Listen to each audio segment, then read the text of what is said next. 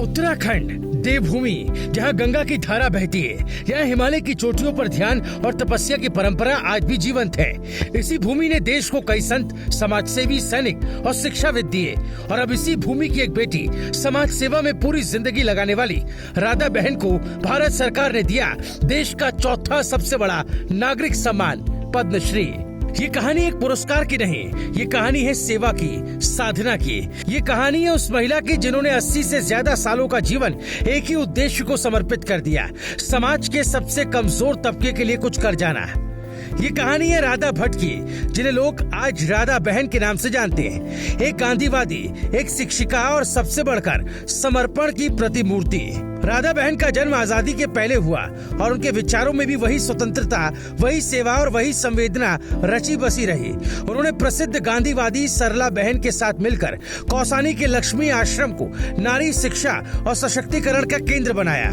लक्ष्मी आश्रम कोई भव्य इमारत नहीं, लेकिन एक जीवित दर्शन, एक ऐसी पाठशाला जहां छात्राओं को आत्मनिर्भर बनना सिखाया जाता है। शिक्षा, कृषि, हस्तशिल्प, रसोई, सिलाई और चरखा तक। राधा बहन का मानना है शिक्षा का उद्देश्य नौकरी नहीं, बल्कि जीवन को जीने की कला सिखाना है। हर लड़की सक्षम हो, ये जरूरी है और इसीलिए उन्होंने कभी पद, प्रतिष्ठा, प्रचार की चिंता नहीं की, बल्कि हर दिन इन पहाड़ियों के बीच बैठकर बेटियों के जीवन को संवारने का काम करती रही। इस साल भारत सरकार ने समाज सेवा के क्षेत्र में उनके योगदान को सराहा और उन्हें पद्मश्री सम्मान के लिए चुना, लेकिन स्वास्थ्य ठीक न होने के कारण वो दिल्ली जाकर सम्मान ग्रहण नहीं कर पाई। तब एक भावुक दृश्य सामने आया। अल्मोड़ा के जिलाधिकारी आलोक कुमार पांडे खुद कौसानी पहुंचे और लक्ष्मी आश्रम में, उसी भूमि पर जहां राधा बहन ने सेवा की थी, उन्हें यह सम्मान सौंपा। ये सम्मान राधा बहन का नहीं, पूरे उत्तराखंड की उस संस्कृति का है जो सेवा को सबसे बड़ा धर्म मानती है, जिलाधिकारी ने कहा। कार्यक्रम में जिलाधिकारी ने आश्रम की बालिकाओं से संवाद भी किया। उन्होंने बच्चियों से कहा, आप सभी राधा बहन से प्रेरणा लें, आत्मनिर्भर बने, जीवन में अपने लिए नहीं दूसरों के लिए भी जिए, तभी ये पहाड़, ये देश आगे बढ़ेगा। राधा बहन ने मुस्कुराते हुए कहा, मुझे सबसे ज्यादा अच्छा ये लग रहा है कि अब लोग पूछ रहे हैं लक्ष्मी आश्रम क्या करता है। ये सम्मान आश्रम की बच्चियों का है। आज हमारी छात्राएं नॉर्वे में सेवा कर रहे हैं। कोई प्रोफेसर बनी है, कोई डॉक्टर, कोई सामाजिक कार्यकर्ता। यही हमारा असली इनाम है।